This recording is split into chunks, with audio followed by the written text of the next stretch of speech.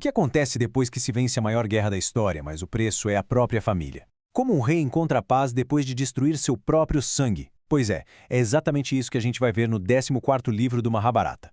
Ele nos apresenta um dos rituais mais impressionantes e polêmicos que existem, o sacrifício do cavalo. Então se prepara, porque a gente vai mergulhar fundo nisso. Então, a guerra acabou. Vitória! Mas não é bem assim. O rei Yudhishthira, o grande vencedor, está completamente arrasado. O próprio Krishna diz que ele parecia abatido como o eclipse escurecido do sol. Pensa no peso disso. Ele não se sente um herói, mas sim um pecador, atormentado pelos fantasmas de todos os parentes que ele teve que matar. É uma culpa tão profunda que contamina o reino inteiro. E aí fica a pergunta, como é que se limpa uma culpa desse tamanho? O que fazer? Bom, os sábios aparecem com uma solução. E que solução? Realizar o Ashwamedha Yajna, o grande sacrifício do cavalo. Um ritual de proporções épicas, feito justamente para lavar os pecados mais pesados e, de quebra, reafirmar o poder do rei.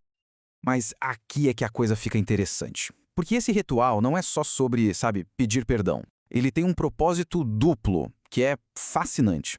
Ao mesmo tempo que é um ato espiritual de purificação, é também uma jogada de mestre na política. Funciona assim. Um cavalo consagrado é solto para vagar por um ano, e um exército vai logo atrás. Se algum reino no caminho desafia o cavalo, bom, aí é guerra na certa. Se o cavalo volta são e salvo, a soberania do rei é incontestável. É poder e fé andando de mãos dadas. Pera aí, tem uma coisa meio estranha aqui, não tem? Para se livrar da culpa da violência da guerra, a solução é cometer outro ato de violência sacrificando um animal? É uma contradição e tanto.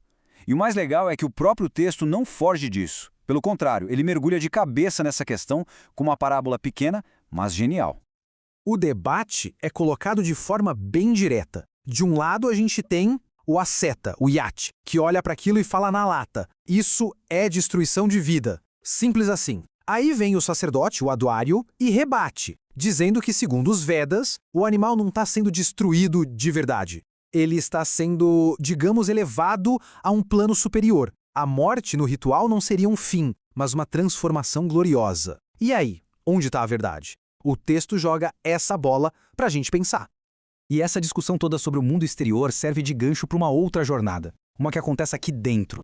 Começa a surgir a ideia, e se a verdadeira purificação, a soberania de verdade, não vier de rituais, mas sim do domínio sobre si mesmo? É aí que entra a história do rei Alarca. O rei Alarca decide que vai conquistar os próprios sentidos na marra, na força bruta. Ele percebe que seu ouvido o distrai, sempre querendo ouvir uma coisinha nova. E qual a solução dele? Atacar o próprio órgão, como se o sentido fosse um inimigo físico a ser derrotado numa batalha. Só que o ouvido responde. É isso mesmo, o sentido fala com ele. E a mensagem é clara, as flechas só vão ferir o próprio rei. O verdadeiro inimigo não é o órgão físico, mas o desejo, o anseio que vive na mente. E aí o sentido desafia a encontrar outras flechas, uma arma diferente para lutar a batalha de verdade. E a história se repete quando ele tenta fazer o mesmo com a pele, com o tato. A lição fica bem óbvia, né? A guerra não é contra o corpo, mas contra a mente. A verdadeira soberania é o autocontrole. Essa luta do rei Alarca, na verdade, não é só dele. É a nossa luta. O texto usa essa história para ilustrar uma condição que é de todo mundo, descrita através de uma metáfora muito poderosa, a roda da vida, que nos aprisiona num ciclo infinito de ação e consequência. A ideia central é esta. Todos nós estamos girando nessa roda.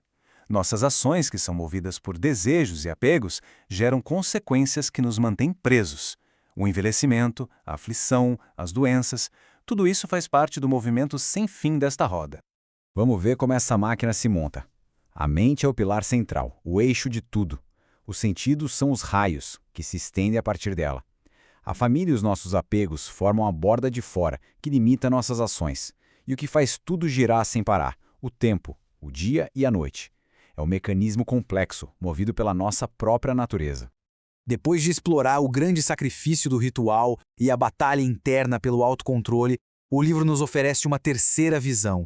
E essa talvez seja a mais profunda de todas sobre o que é o verdadeiro dever e sacrifício. E ela vem através da história de uma família muito pobre. Tenta imaginar a cena. Uma família que vive do que consegue catar, grão por grão. Depois de muito tempo passando fome, eles finalmente juntam um pouquinho de farinha de cevada, o suficiente para uma única refeição. Eles estão ali, prestes a finalmente comer alguma coisa. E bem nessa hora, bate alguém na porta. Um convidado faminto. Sem nem pensar duas vezes, o chefe da família oferece a porção dele. O dever de hospitalidade é sagrado. Só que a fome do homem era imensa. Ele come tudo e continua com fome. O que acontece a seguir é extraordinário. Primeiro a esposa, depois o filho e por último a nora. Um por um, todos eles oferecem a sua única porção de comida ao convidado. Eles sacrificam a própria sobrevivência para cumprir um dever com um estranho. É um ato de compaixão e entrega absolutas.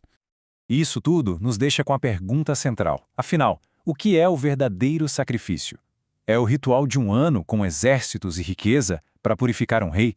Ou é o gesto silencioso de uma família pobre que deu tudo o que tinha por pura compaixão? O texto não dá uma resposta fácil, mas ele sugere que a redenção talvez possa ser encontrada tanto nos grandes palácios quanto nas cabanas mais humildes.